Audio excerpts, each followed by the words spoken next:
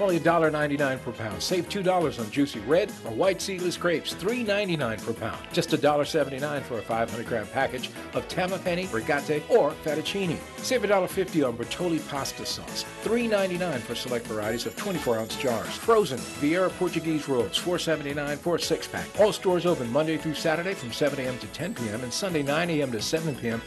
You can count on us.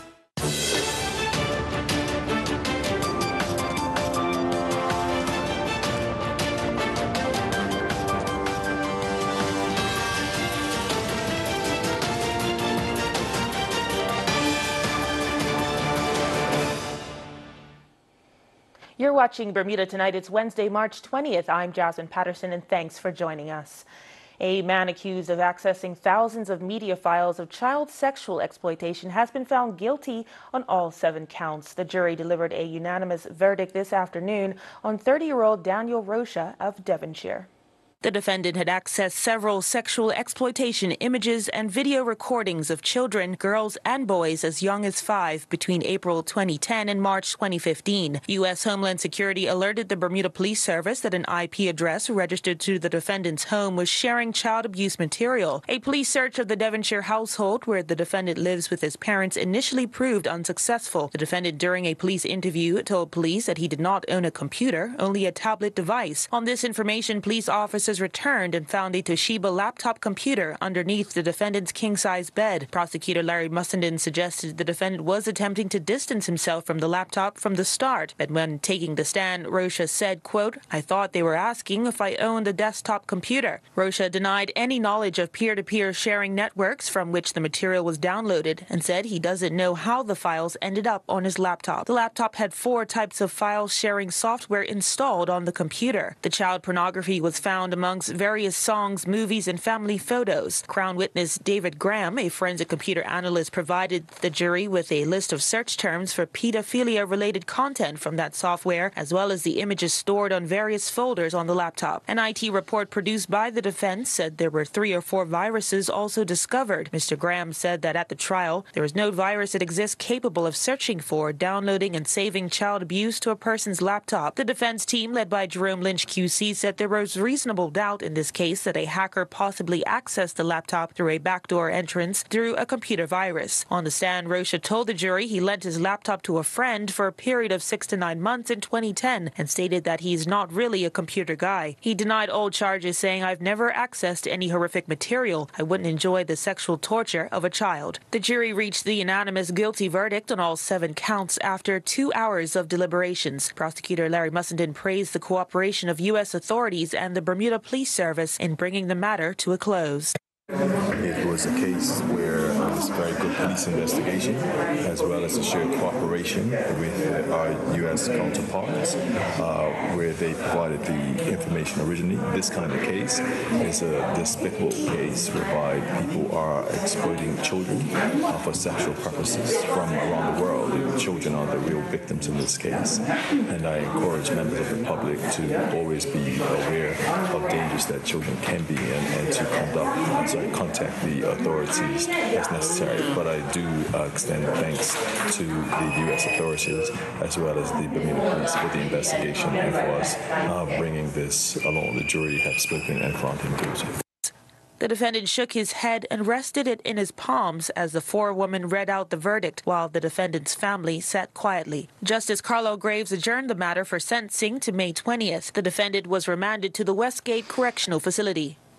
Governor John Rankin says he has appointed top prosecutor Larry Mussenden to the role of puisne judge. Mr. Mussenden, who has had a long career as a legal practitioner, will succeed retiring Supreme Court Judge Carlisle Graves in July. Governor Rankin says he made the appointment after consulting the Chief Justice and the Judicial and Legal Services Committee. The Director of Public Prosecutions has served as Attorney General, the second in command of the Royal Bermuda Regiment, and as the President of the BFA, in addition to years as a private lawyer. A new plan to build much-needed housing units for families, but the government says it urgently needs accurate data in order to move forward. The Public Works Ministry today encouraged residents to fill out an important online survey aimed at informing its strategy to reduce demand for affordable housing. Speaking to Tarai Trot today, the Public Works Minister David Birch said part of government's challenge at the moment is that its data on who needs affordable housing is not accurate. We have been struggling since we came to government in terms of being able to provide affordable housing for Bermudians just because of the lack of inventory. I'm challenged as a minister with the corporation in terms of the numbers of folk who require assistance because I don't believe that we're actually getting accurate numbers. I think people have, because of the dearth of inventory at the corporation, I think people have lost confidence to some extent, but hope really in our ability to be able to help them. And so what we are doing is we've today launched an online survey, a very simple one, that we're trying to get information from folk who need housing assistance. What that will do, it will drive where it is we go and what we do next.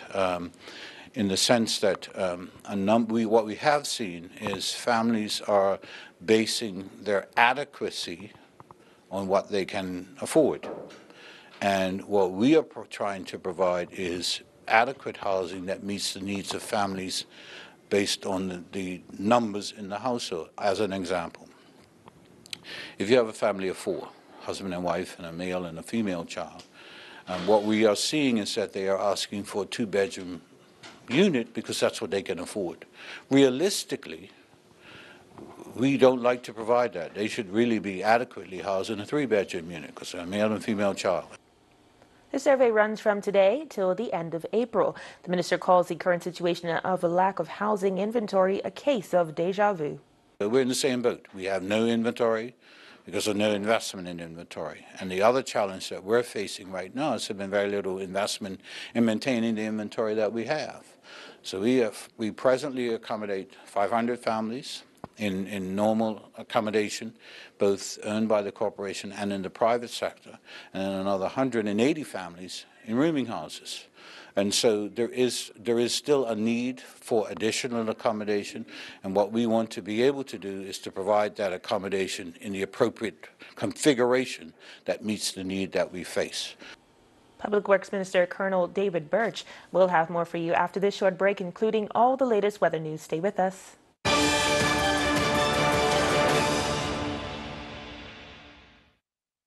I close my eyes and I can see the world that's waiting up for me, that I call my own. I don't care, so call me crazy. We can live in a world that we design. 'Cause every night I lie in bed, the brightest colors fill my head. A million dreams are keeping me awake. Over time, your mattress goes through a lot. That's why at Dreams, our experts recommend you replace your mattress every 8 years for a better night's sleep. Replace every 8 years and sleep better with Dreams. For the world we're gonna make. Made with care, handled with care, delivered with care. Now that's what dreams are made of. The Marketplace Food Court is you and your family's one-stop shop. Start your day at the Breakfast Bar with omelets made to order and traditional Bermuda codfish breakfast. The chefs will cook lunch and dinner to your liking. Along with the salad bar, sandwich bar, sushi bar, and fruit bar, the Marketplace Food Court is your kitchen away from home. Every day is hassle-free with nutritious meals from the Marketplace Food Court. Visit us 7 days a week. Homemade cooking, quality service, all at prices you can count on.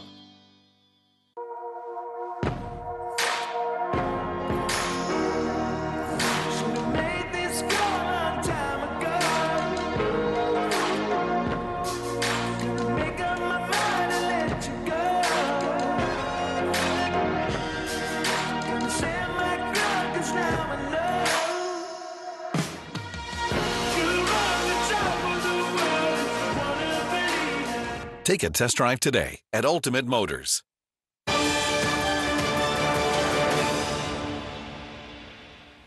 Senators tonight debate the controversial Municipalities Amendment Act in the upper house. The vote on whether the government will transform the two municipalities into quangos or not rests solely in the hands of the independent senators. One independent voice in the chamber, James Jardine, a former Hamilton alderman, rejected the bill, as he says the municipalities have a good financial standing.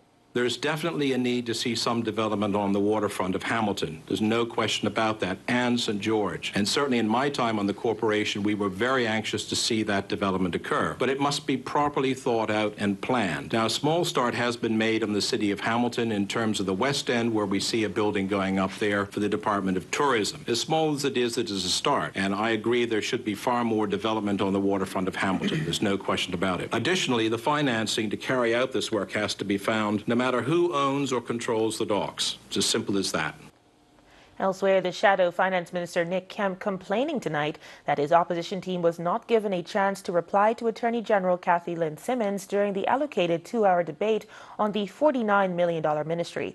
Mr. Kemp said the PLP is moving towards a propaganda state and the government does not want public scrutiny.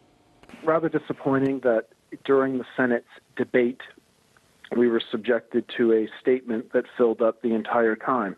It seems like the government is not interested in entertaining any kind of public scrutiny on their budget process or any other matters that are newsworthy.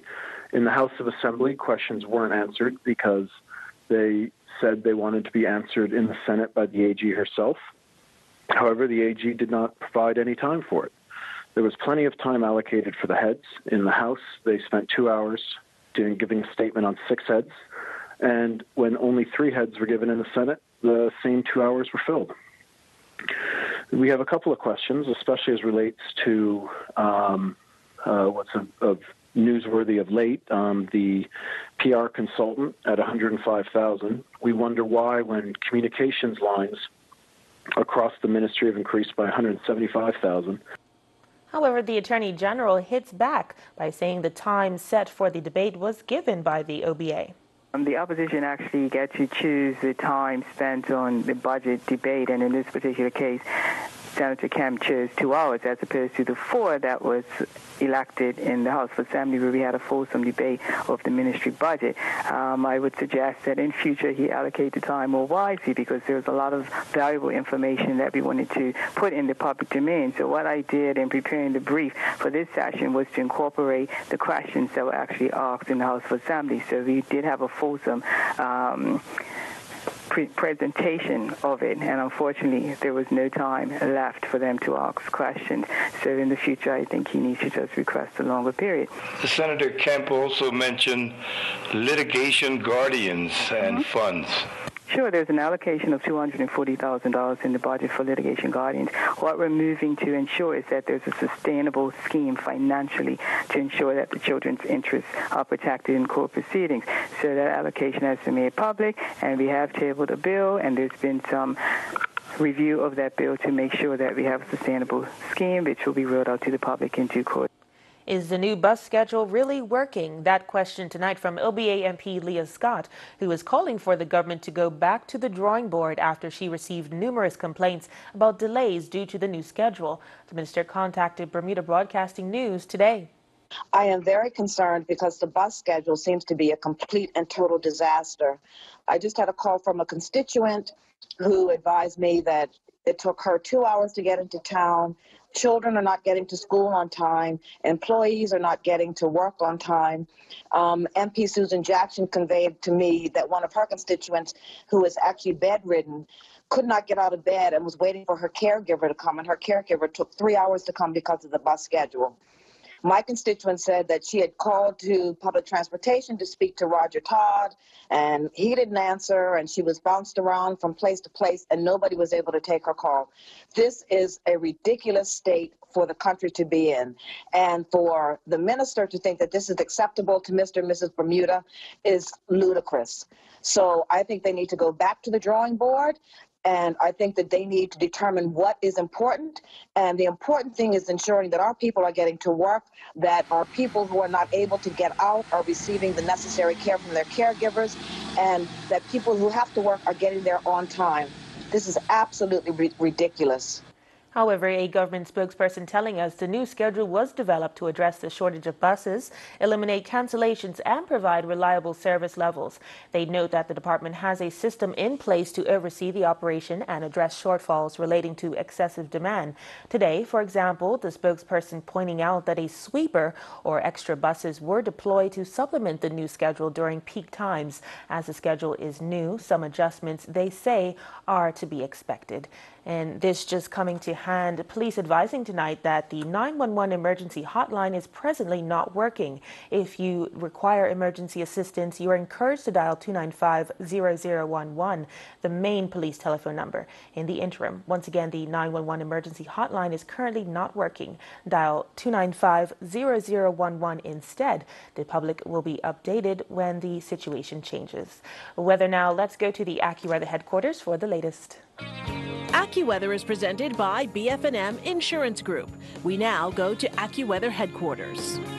Well, we officially are stepping into the spring season across the northern hemisphere. We have some pretty murky weather. Widespread rain is an issue for us, and we're dealing with a lot of widespread cloud cover as well. You can see some of that on the map here. We're going to be keeping an eye on things as it's been a really wet time. Last year, we were concerned that we weren't getting enough rain. This year, we've had a lot of cool weather and a lot of rain to deal with, and you can see satellite estimated rainfall. It's been pretty intense and moderate rain, steadily falling for many hours for many folks. And you can see those thick clouds are certainly blocking out a lot of the sunlight as well. As the winter season comes to an end and the vernal equinox occurs, spring officially underway across the northern hemisphere this evening. We have temperatures around 62. Temperatures are certainly held down by this thick cloud cover and the rain. Humidity is high. Wind east at 15 to 25 knots. Pretty active wind. And we're dealing with waves on the inside 2 to 4 feet. Very tumultuous wave action 8 to 12 feet on the outside. So because of that, a gale warning remains in effect through tonight into Thursday morning, and that will be replaced by a small craft warning beginning around midday or the afternoon hours tomorrow, as issued by the Bermuda Weather Service. So high tide is going to be at 9:07. The first low tide of the new season Thursday at 3:28 a.m. while most of us are sleeping. High tide to follow, and then low tide in the middle to late afternoon hours tomorrow. So it's windy out there. We have some heavy rain and even a thunderstorm possible this evening, with rain becoming lighter. Late tomorrow will be warmer, 70 degrees, spotty showers, still breezy out there. Best chance for rain will be in the morning tomorrow. So here's Futurecast as we say goodbye to the widespread rain. Lingering showers will still occur in the morning, and then we'll get a brief break. This is a nor'easter for the northeastern United States, and that will eventually spark maybe a sprinkle or two and deliver some cooler air into the weekend as conditions gradually improve. So in Jamaica, 87 degrees, Barbados 86. We have a couple of showers in Jamaica, but Barbados and also down into the Windward Islands, we're looking really nice, pleasant weather. And the gateway forecast for eastern North America and into London, England, we have showers and cool air into Toronto and New York City. Boston 50 with rain arriving later. Atlanta's a cool 60 as spring begins, and into Miami we're dealing with temperatures around 77. London 59, so spring-like across the United Kingdom. So again, it's very wet out there tonight. Tomorrow still some showers linger in the morning. Could be a sprinkle or two lingering as late as Friday with some cloud cover overhead. And then Saturday and Sunday some slow improvements. It'll be milder out there, but still a mix of sunshine and some clouds. Then clouds will thicken into Monday with the next system approaching. We're going to send it back to you. AccuWeather was presented by BF&M Insurance Group.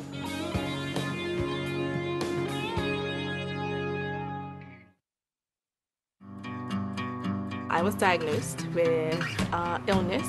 Very frightening because my son had just turned 1 and it was a cancer. So I'm young, new baby, and I needed to get the care that I knew would be definitive so that I wanted to be around for him for a very long time. I got in contact with BF&M, and BF&M was able to commit at that time to doing at least 50%, so we were comfortable, okay, well, we're gonna go.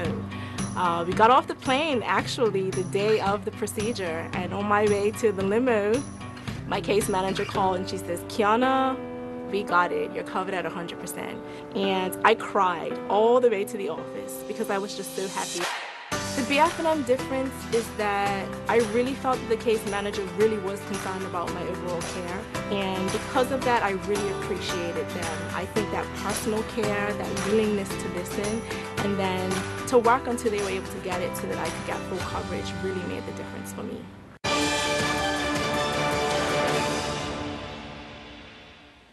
Big news from London today. The European Union says it will only agree to delay Brexit if the UK Parliament approves the current withdrawal agreement next week. That agreement the EU wants approved is the same one British MPs have rejected twice over the clause that contains the so-called Irish backstop.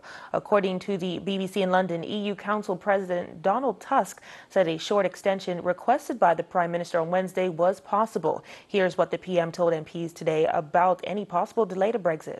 I have therefore this morning written to President Tusk, the President of the European Council, informing him that the UK seeks an extension to the Article 50 period until the 30th of June. Copies of the letter are being placed in the libraries of the House. The government intends to bring forward proposals for a third meaningful vote. If that vote is passed, the extension will give the House time to consider the withdrawal agreement bill. If not, the House will have to decide how to proceed. But as Prime Minister, I am not prepared to delay Brexit any further than the 30th of June. The UK is due to leave the EU next Friday, March 29th. Still to come, Earl Basin will have all the latest sports news in just a few minutes.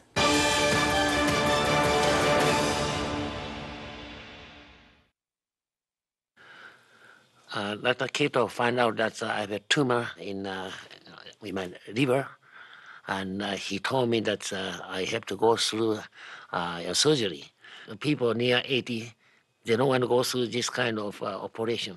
It's a small operation. Somebody suggests just take medicine or chemotherapy or even radiation treatment. But, Dr. Kato said that if I didn't go through surgery, maybe I cannot live more than 1 year. And after 5 years, Dr. Kato said I'm cancer-free. So I said that I can live longer. So I quit my job to try to enjoy my life.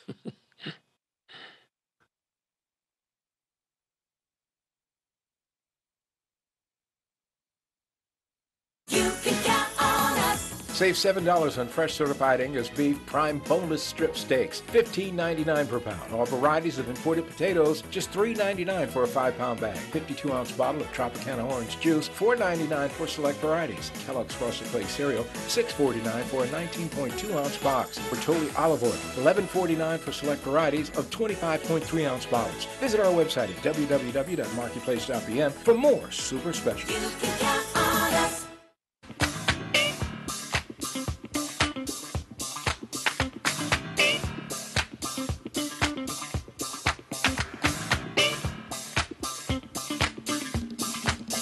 At the car wash, talking about the car wash, yeah. Come on, y'all, and sing it for me. Car wash, car wash, yeah.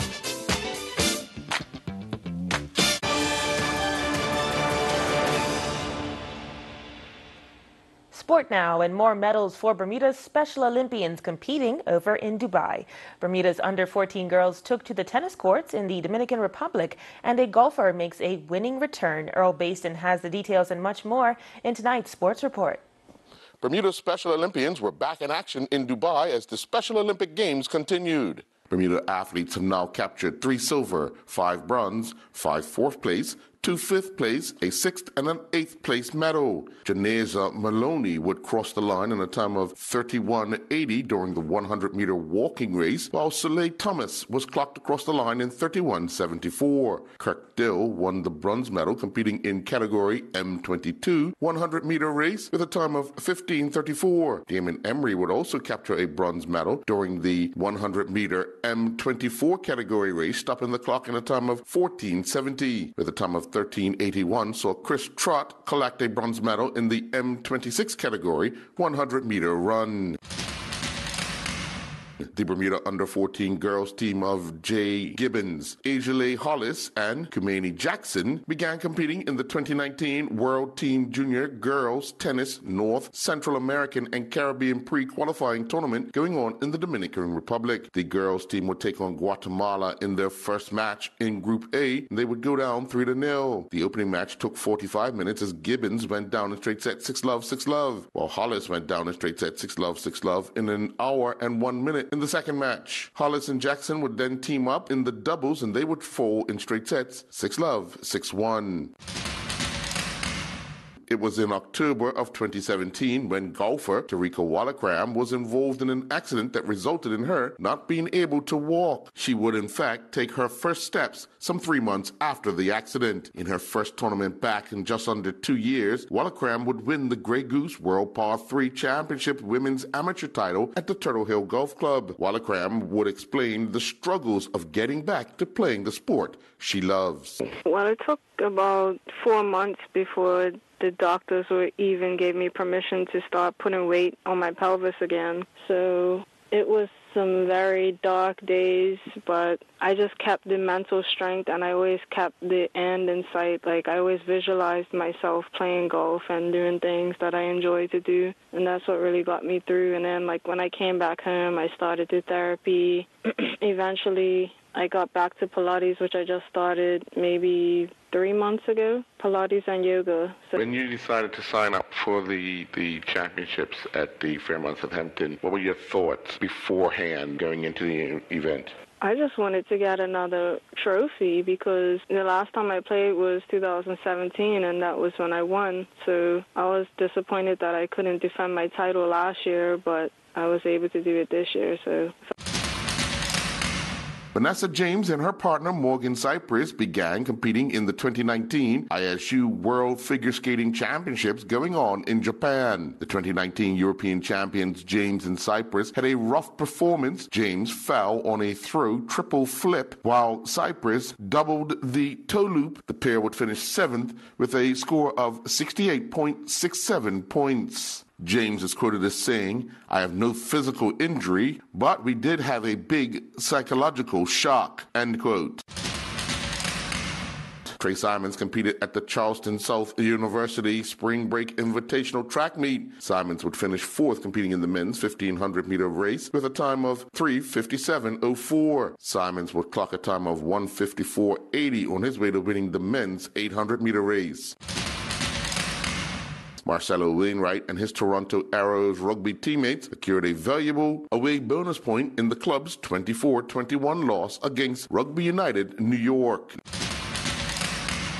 In commercial league bowling action at the Work Lanes, it saw Sweet Life defeat the league leaders Braves 3-1. Cool Runnings got by the Pin Pushers 3-1, while the Spinners defeated the BPS Blue Lanterns 3-1. The Superstars got by the BLDC 10-Pin Mafia 3-1. In the matches between Sunset and We Do It Big, BTC and Secret Weapons both ended 2-2.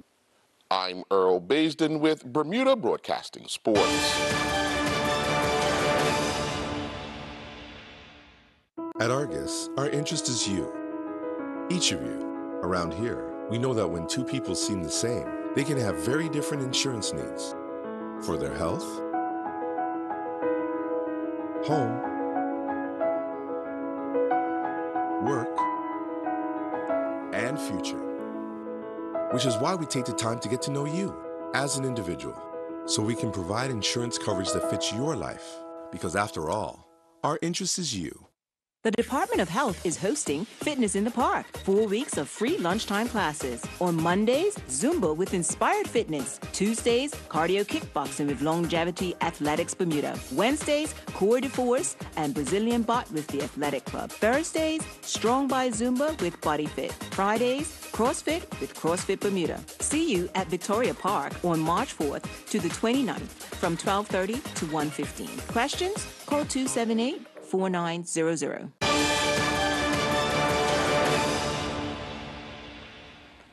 Two programming notes now. Sports coverage will affect our CBS shows tomorrow and Friday. The annual NCAA basketball tournament will take precedence over The Price is Right and The Young and Restless. And the two shows will resume as normal on Monday. Also, The Breakdown with Tony Waterman is on the road this week, reporting from the Bermuda Executive Forum in New York City. A who's who of local business leaders will be there, along with Premier David Burt and former New York Mayor and friend of Bermuda, Michael Bloomberg. The event showcases Bermuda as a global financial center, and Tony will have a live report in tomorrow's newscast, plus a special show on the event next Thursday. And that's our program for this evening. I'm Jasmine Patterson. Thanks for watching. Good night. Jasmine Patterson's wardrobe and makeup is provided by Gibbons Company.